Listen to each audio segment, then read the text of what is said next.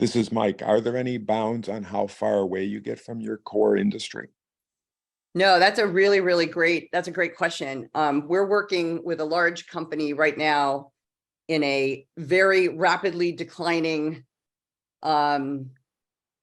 industry, facing literally existential threat. They're probably a $30 billion company right now, but they know they're facing an existential threat.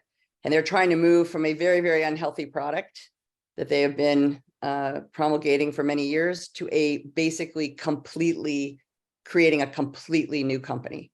And so they have, as the head of strategy and innovation said to me, the challenge we have is that we don't have a lot of mothership, core competencies and assets that we can leverage because this part of the business is going to be gone.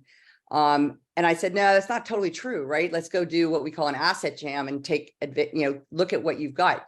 You're really good at supply chain. You're really good at global distribution. You're really, so it really depends, probably where, if you have literally nothing that you can leverage, then that's a challenge. But really it's more around, if you've got a set of customers and you can understand customer pain, and this is consumer product, right? So in their side, but we do a lot of B2B, kind of the Schneiders, Hitachis, Shells of the world.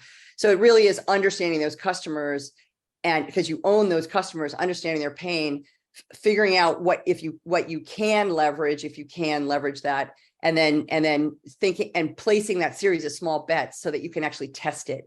Sometimes, like with Hitachi, we after we'd worked with them for a while, we reinvented kind of the model so that when I showed you this slide, the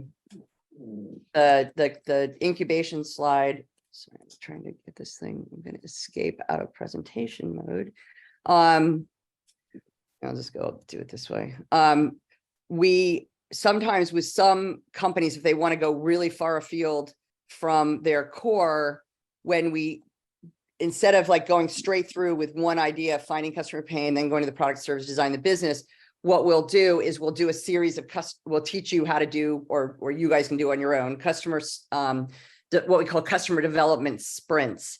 And you take like 5 or 6 ideas, you go do the first 2 to 3 weeks of interviewing. And when we talk about interviewing, there's kind of 3 types of interviews you'll do people should do. Again, all of this is in the book. One is the open-ended discovery, kind of, is there pain? Can you find that pain? Then you move into value proposition testing or storyboard interviews where you're testing solutions to that pain. Ultimately, you get into prototype. If you're doing hardware, then you're doing mock-ups. If you're doing digital, you're doing wireframes. If you're doing experiences, you're doing simulations. But in that, so you'll go test multiple ideas. And especially if you're moving like horizon 3, 4, 5, 6 away from the core business, sometimes that's a great way to even de-risk even further. Thank you.